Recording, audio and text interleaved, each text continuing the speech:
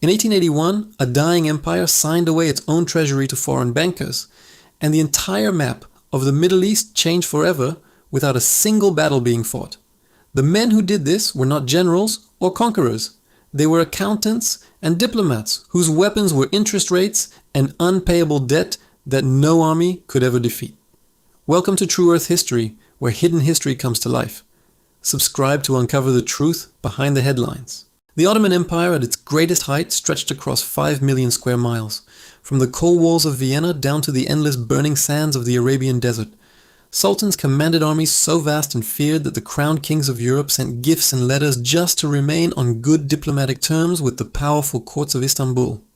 Merchants from 3 continents, Asia, Africa, and Europe, paid taxes and tolls that flowed directly into the Ottoman treasury in enormous and reliable quantities every single year. The empire controlled the ancient land routes between east and west, and every spice, silk, and precious stone moving between continents passed through Ottoman-controlled territory. For over 4 centuries, this system worked. It fed great cities, funded powerful armies, and kept one of the most complex governments on earth running with remarkable efficiency. But history does not reward empires that stand still, and by the early 1800s the world was moving in directions the Ottomans had not fully prepared themselves to handle at all. Europe had entered an age of industrialization, and steam power, iron rails, and mechanized production were giving Western nations an economic speed the Ottomans could not match. Britain alone was producing more manufactured goods in a single decade than the entire Ottoman economy had generated across many centuries of traditional trade and agriculture combined. The gap between the old world and the new was not just technological, it was deeply financial, and money was quietly becoming the most powerful and dangerous weapon on earth. European governments had discovered the art of sovereign debt, borrowing vast sums from citizens and private banks, then using that borrowed capital to fuel explosive national growth. Railways connected distant cities, factories replaced hand labor, and telegraph wires carried information across entire continents in seconds, all built on confidently borrowed European capital. The Ottoman Empire watched this transformation from a distance, admiring it, fearing it, and slowly realizing it was falling behind, in a race it did not even know it had entered. In 1839, Sultan Mahmud II launched the Tanzimat, a sweeping program of modernization designed to pull the empire forward into the 19th century before it was too late. New legal codes replaced ancient courts, new schools opened their doors, new roads were surveyed, and a new professional army began its long and enormously expensive formation across the land. Every one of these reforms cost enormous amounts of money. Money the empire simply did not have sitting inside its treasury, waiting to be spent freely on national transformation. The traditional tax base was weakening as provinces grew restless, trade routes shifted with new shipping lanes, and military campaigns continued to drain the central budget completely dry. For the first time in its long and proud history, the empire was consistently spending more than it collected, and the deficit grew dangerously wider with every single passing year. The solution seemed obvious to the reformers gathered in Istanbul. They would do exactly what European nations were doing and borrow money from foreign banks to be repaid later. In 1854, the Ottoman government crossed a line it could never return from, taking its very first foreign loan from British and French banking institutions to fund an active war.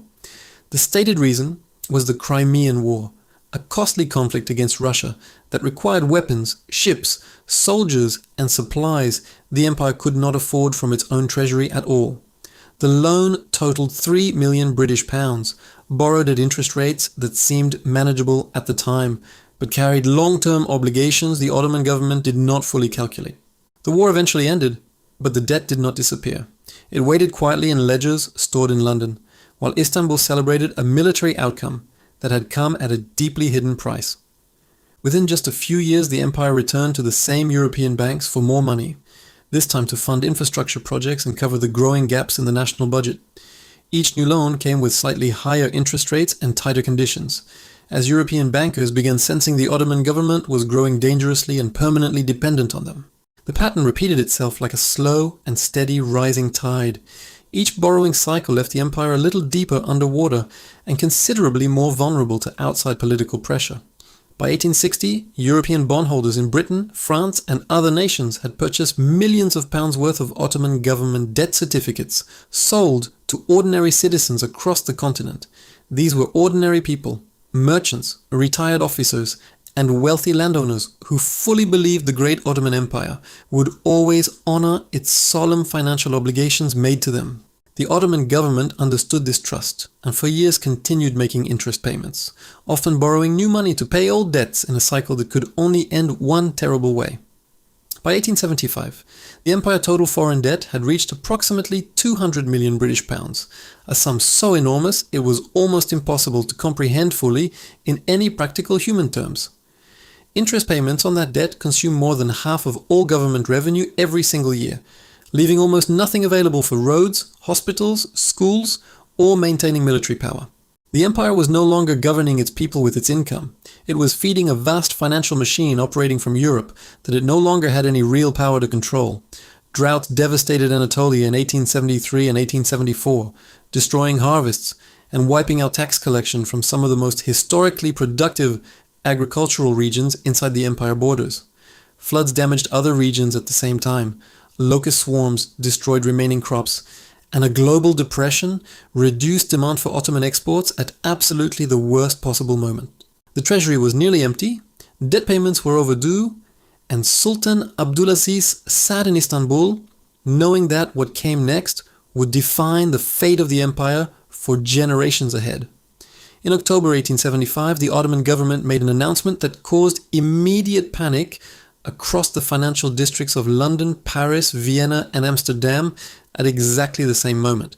The empire could no longer meet its full debt obligations and was declaring a partial default, meaning it would pay only half of what it owed to all foreign bondholders going forward. The reaction across Europe was not simply financial disappointment. It was genuine fury, because hundreds of thousands of ordinary European citizens had trusted the empire with their personal savings. British newspapers printed urgent headlines, French investors organized emergency meetings, and intense diplomatic pressure began mounting against Istanbul from multiple directions at the same time. But the Ottoman government had no money to give. The default was not made from arrogance, it was a desperate act taken from a position of absolute and total financial collapse. What followed over the next 6 years was a slow process in which European creditors began converting their financial power directly into deep political influence over the empire itself. Britain and France pressured the Ottoman government to accept an independent body that would collect and manage specific Ottoman revenues entirely on behalf of all foreign creditors going forward. This body was called the Ottoman Public Debt Administration, established in 1881, and it was perhaps the most consequential financial institution most people alive today have never heard of. The administration was not run by Ottoman officials at all. It was run by representatives appointed by European bondholder groups whose loyalty belonged to creditors and never to Istanbul. It was given direct control over 6 major sources of Ottoman revenue, including taxes on salt, tobacco, silk, spirits, stamps, and fishing rights spread across the entire empire territories. These were not minor income streams. They were core pillars of the Ottoman economy, and handing them over meant the empire could no longer control its own financial future in any real way. Every single year, before the Ottoman government could spend even a single coin on its own population, these revenues were collected and sent directly across the sea to European creditors. The administration employed over 5,000 people by the year 1900, more staff than most Ottoman government ministries, operating essentially as a foreign financial state planted inside Istanbul itself. It maintained its own regional offices, its own inspectors, its own enforcement systems, and its own direct communication lines to financial centers in London, Paris, and Vienna. Ottoman citizens paid their taxes just as they always had for generations, but the money they paid no longer built their schools or armed their soldiers, it went to European investors. This was the debt trap in its most complete form, a nation still sovereign on paper, but financially colonized in full practice by the invisible and relentless power of compound interest. British strategists watching from London understood something deeply important, that financial control was far more efficient than military occupation as a long-term and sustainable tool of influence. You did not need to station thousands of soldiers in a territory if you controlled its treasury. You could shape every decision and redirect all its resources without firing a single shot.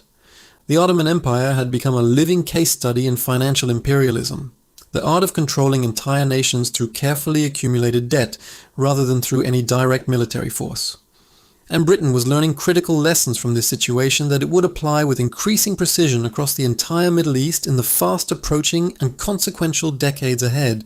The administration also produced a powerful and unexpected effect on Ottoman internal politics, weakening the Sultan and emboldening those who demanded deeper and more urgent structural reform.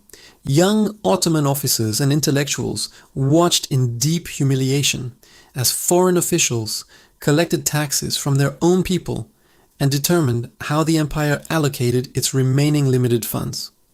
This humiliation became the driving fuel for a generation of fierce nationalists who would eventually organize under the name the Committee of Union and Progress, known as the Young Turks.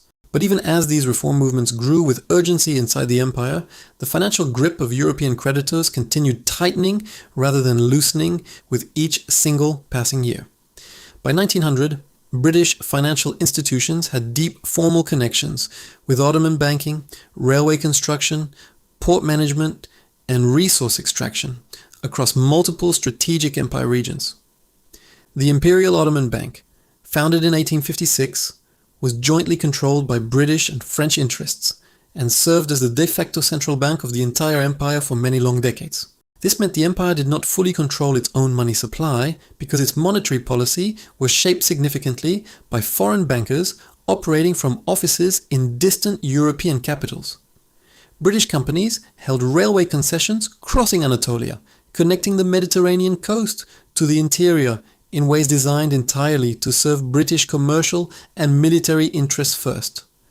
Ports in Beirut, Smyrna, and Alexandretta were heavily shaped by British and French operations, and customs revenues from these busy ports flowed substantially through foreign-controlled hands. The physical geography and economic structure of the Middle East was being quietly restructured not by marching armies, but by contracts and concessions drafted in distant European offices. And beneath all this financial activity, something far more valuable had begun attracting the serious and very focused attention of British military and commercial strategic planners in London. Geologists and explorers working across the late 1800s were uncovering mounting evidence of vast petroleum deposits lying beneath the sands of Mesopotamia, Persia, and the Persian Gulf region. The world was only beginning to grasp what oil truly meant for industrial power, for naval supremacy, and for the long-term future of every economy, hoping to remain globally competitive. Britain had converted its Royal Navy from coal to oil power, beginning in 1912 under Winston Churchill as First Lord of the Admiralty, and it now needed secure oil supplies urgently. The Ottoman territories sitting above those enormous oil deposits were no longer viewed as debt-burdened trading partners, but as strategic prizes of almost incalculable long-term imperial importance. The debt trap constructed over 50 years was now about to intersect with the dawning oil age in ways that would permanently redraw the entire map of the known world forever. By 1914, the Ottoman Empire was financially exhausted, politically fractured, and militarily overstretched across territories. It could barely govern or defend from any outside pressure. The debt administration was still collecting revenues across the empire. European powers were still receiving regular payments, and Istanbul was still servicing loans signed 4 decades earlier. When the empire entered the First World War on the side of Germany in late 1914, it was not acting from strength, it was acting from complete and overwhelming desperation for survival. It was a dangerous gamble, an attempt to use a German victory to break free from the financial and political chains European creditors had spent many long decades tightening around the empire. The gamble failed, Germany lost the war, and the Ottoman Empire found itself on the losing side of history exactly when its territories held the most valuable resource on earth. British forces captured Baghdad in March 1917, took Jerusalem in December 1917, and entered Damascus in October 1918, moving with precision that reflected decades of careful strategic preparation. These were not random wartime acts. They were calculated movements towards specific geographic prizes that British planners had identified and desired for many years well before the war began. The Sykes-Picot Agreement of 1916, a secret deal between Britain and France, had already divided the Arab-speaking Ottoman territories between the two European powers on a private map. Lines were drawn across the Middle East by men who had never walked its deserts, spoken its languages, or understood the ancient communities and deep histories they were casually dividing. Those lines became the modern borders of Iraq, Syria, Lebanon, Palestine, and Jordan, borders that followed European strategic interests rather than the natural boundaries of the people living there. Beneath those newly drawn borders, the oil that would define the 20th century was waiting, dark and patient and enormously valuable, for whoever held political authority in the land above it. Britain did not acquire the Middle East through military conquest alone. It had spent 50 years quietly purchasing influence through debt, dependency, and the slow compounding power of interest. The Ottoman debt trap was never an accident. It was the carefully prepared foundation upon which an entirely new political and economic order across the Middle East was methodically constructed. Every concession signed in Istanbul, every interest payment wired to London, every foreign inspector posted inside the empire had been a deliberate step toward this final and calculated outcome. The empire that had once made European kings tremble was now a territory being carved and allocated by men in distant offices who measured its worth entirely in barrels and borders. The Ottoman Empire had once commanded the fate of 3 continents, but now it was reduced to a signature on a debt agreement and borders drawn by the hands of distant strangers. When the guns of the First World War finally fell silent in November 1918, the Ottoman Empire ceased to exist as a functioning sovereign power in any meaningful sense of the word. The victorious powers gathered in Paris in 1919 to decide the future of the world, and the lands of the former Ottoman Empire were placed on the table like pieces of a board game. Britain arrived at those negotiations not as a neutral party, but as the largest creditor, the largest military occupier, and the most strategically prepared power in the entire room. Decades of financial entanglement had given British diplomats an intimate knowledge of every Ottoman province, every resource, every tribe, and every tension that existed across the region. This was not accidental. It was the product of 50 years of deliberate intelligence gathering made possible because British institutions had been embedded inside the empire itself. The Paris Peace Conference produced agreements that formalized what British forces had already taken by military occupation across Mesopotamia, Palestine, and the broader Arab world. The Treaty of Sèvres in 1920 stripped the Ottoman government of nearly all remaining authority and distributed its former territories among the victorious European powers and their allies. Britain received formal mandates over Mesopotamia and Palestine. France received mandates over Syria and Lebanon. And the map drawn secretly in 1916 became official international law. A mandate was presented as a temporary trusteeship to prepare territories for eventual self-governance, but in practice it functioned as colonial administration under a carefully chosen new name. The populations living inside these newly mandated territories had not been consulted, had not voted, and had no meaningful mechanism through which they could reject the arrangements imposed on them. Arab leaders who had fought alongside Britain during the war promised independence in exchange for military assistance, discovered that those promises had never been seriously intended at all. Sharif Hussein of Mecca had led the Arab revolt beginning in 1916, based on British assurances of an independent Arab state stretching across much of the former Ottoman Arab territories. Instead, the Arab world he had helped liberate was divided into separate mandates, artificial kingdoms, and European-controlled territories that served British and French interests above all others. The betrayal was complete, systematic, and documented, and the men who carried it out understood exactly what they were doing, and recorded their reasoning in classified government documents. Inside Mesopotamia, which Britain would rename Iraq in 1921, The strategic calculation was driven almost entirely by one single and overwhelming consideration above all others, and that was oil. The Turkish Petroleum Company, a consortium formed in 1912 with significant British participation, had already secured an agreement with the Ottoman government to explore for oil in Mesopotamia. That agreement had never been fully activated before the war interrupted it, but British officials had made absolutely certain it was preserved and honored when the dust of the war settled. In 1927, workers drilling near the city of Kirkuk struck one of the largest oil deposits ever discovered in the world up to that point in human history, confirming every British calculation. The oil gushed from the earth with such force that it took 10 days to bring the well under control, and the scale of the discovery exceeded even the most optimistic British estimates. Britain now controlled the mandate over the territory sitting above that oil, and the financial architecture it had spent decades constructing was about to pay returns beyond any original investment. The Iraq Petroleum Company, reorganized from the original Turkish Petroleum Company, was structured to ensure that British interests held a controlling and permanent stake in all future production. Ordinary Iraqis watched foreign companies extract wealth from beneath the desert. The mechanism had changed its name, but the flow of money toward European centers remained entirely unchanged. What had once been a debt administration collecting salt and tobacco taxes was now an oil company extracting barrels from beneath the desert floor, and the direction of the money never changed. In Palestine, the strategic calculation combined the desire for a land bridge protecting the Suez Canal with the political pressures of the Zionist movement in ways that proved impossible to balance. The Balfour Declaration of 1917, a letter from British Foreign Secretary Arthur Balfour, promised support for a Jewish homeland in Palestine, while the territory was still under Ottoman control. This declaration was issued while British forces were still actively fighting to take Palestine from the Ottomans, making it a promise made about territory Britain did not yet legally control.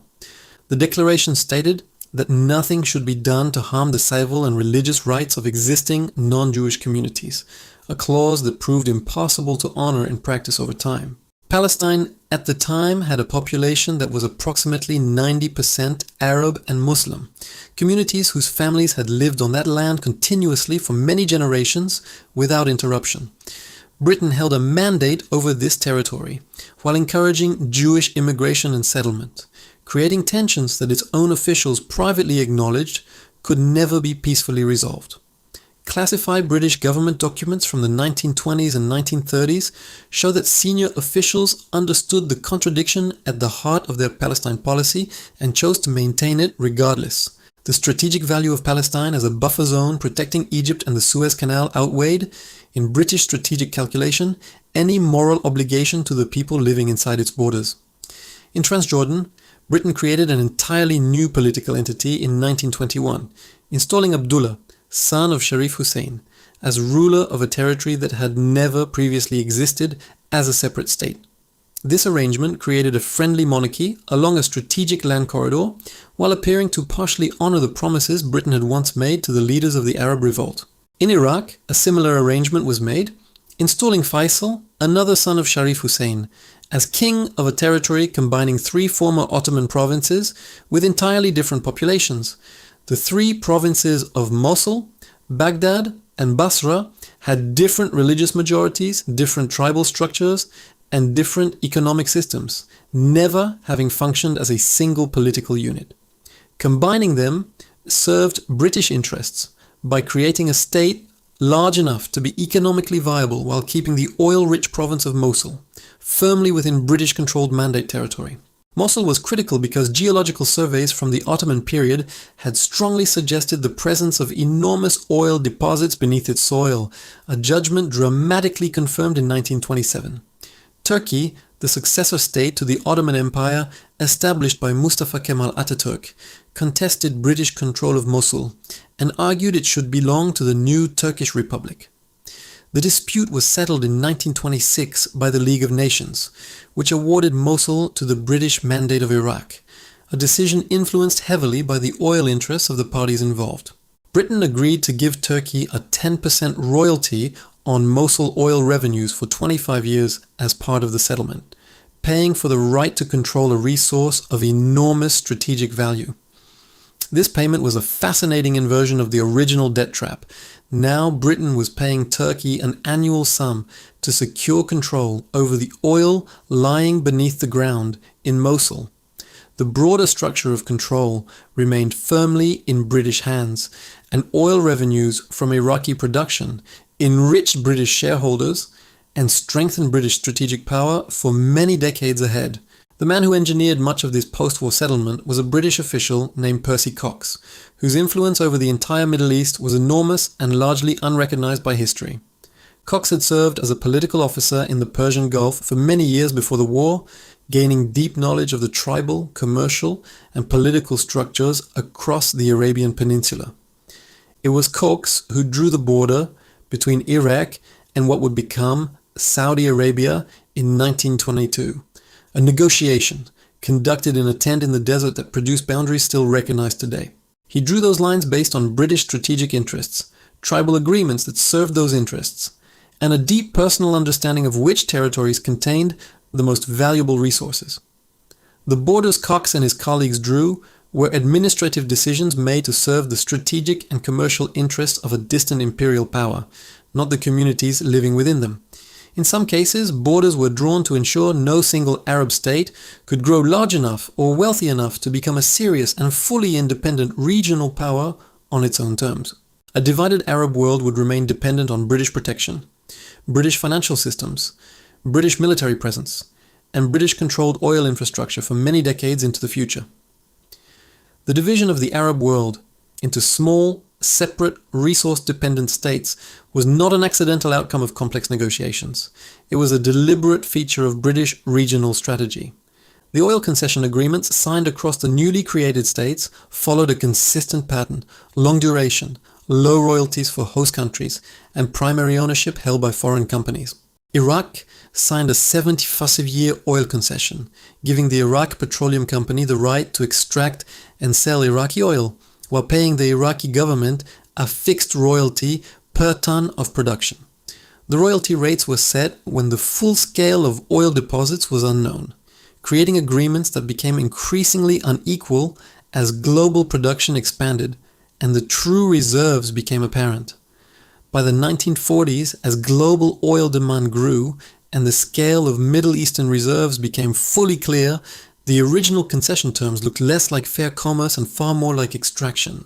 Arab political leaders argued that concession terms had been agreed under conditions of deep inequality, and that revenues leaving their countries greatly exceeded what their own governments received.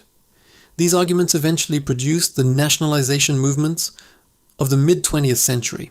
But in the 1920s, British control remained almost total, and those movements still seemed very far away. The financial architecture built during the Ottoman debt crisis had been transformed into oil concessions, military bases, and diplomatic dependencies that served the same underlying purpose. The debtor empire had been replaced by a collection of debtor states, each owing political loyalty or economic obligation to Britain in exchange for protection and the financial systems it provided. Ordinary people living across this vast region had moved from paying taxes to the Ottoman Debt Administration, to watching oil companies extract the wealth from beneath their feet every single day.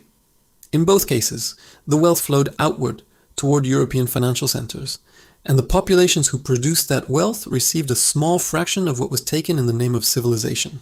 Britain had spent 50 years learning how to control the Ottoman Empire without formally colonizing it, then applied those lessons to build a post-war order that achieved the same result efficiently.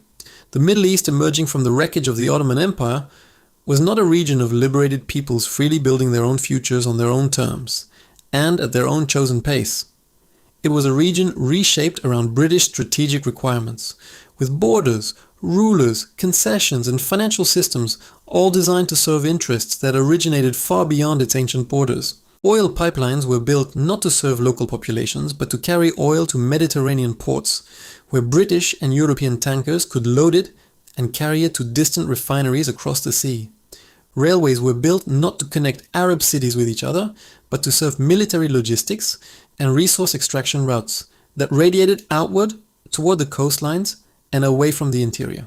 The financial systems in new states were linked to British banking institutions.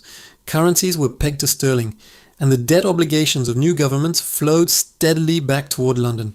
A new generation growing up across Iraq, Palestine, and Transjordan was inheriting not independence but a carefully constructed cage of financial dependency that few could clearly see or name.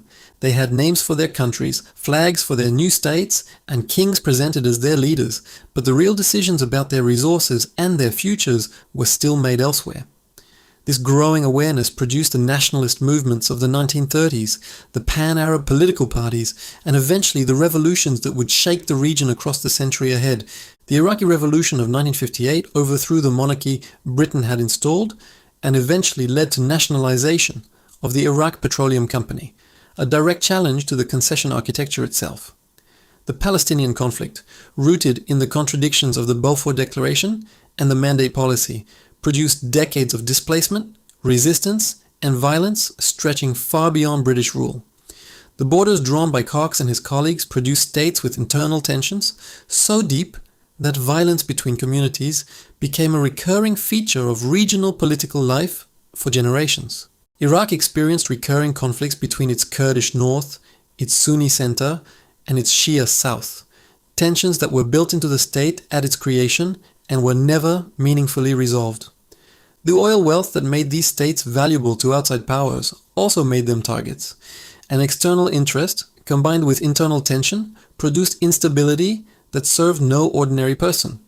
Every major conflict that has convulsed the Middle East across the 20th and 21st centuries carries within it the fingerprints of decisions made in the 1880s, the 1910s, and the 1920s. The Ottoman debt crisis created conditions for British financial penetration, the First World War created conditions for territorial reorganization, and the oil age locked the new order in place. Understanding the sequence does not excuse later choices made by regional leaders, but it does provide the essential foundation without which those choices cannot be fully and honestly understood. History is not a series of isolated events separated by clean boundaries. It is a continuous river in which every current is shaped by the movements that came before it in earlier waters. The men sitting in Ottoman palaces watching their treasury being handed to European creditors in 1881 could not have known they were witnessing the first act of a drama lasting a full century. The diplomats who drew borders across desert maps in 1916 and 1922 understood they were making decisions that would bind millions of people to a future not of their own choosing or design. And the ordinary farmers, merchants, soldiers, and families living across this vast ancient region were not passive observers in someone else's story. They were the human cost of a financial plan. The Ottoman debt trap was built on the assumption that a government desperate for money will surrender things it would never surrender if it had any other realistic option available to it.